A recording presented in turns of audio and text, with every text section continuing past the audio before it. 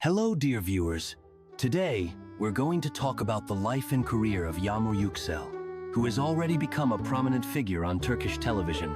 However, beyond her successful acting work, there are a few recent events in her life that we should discuss today. Yagmur Yuksel is known for keeping the details of her personal life private.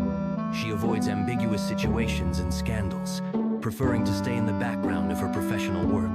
But, as often happens with public figures, gossip and speculation have found their way to her. One such topic that attracted attention was the on-screen couple Dilan and Baran from the series Bloodflowers. Fans began to speculate about a possible romantic relationship between the actors off-screen.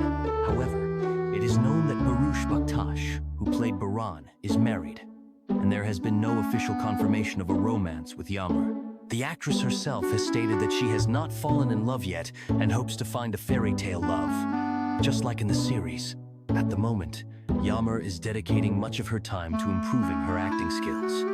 And in her free hours, she enjoys spending time with family and friends, listening to music, and reading books.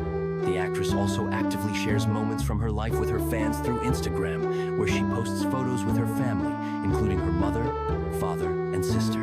These photos show how important her family's support and love are to her. Unfortunately, recently, Yagmur faced a wave of hate and offensive comments directed at her. However, she decided not to stay silent and filed a complaint with the authorities, expressing her intention to protect her reputation in court.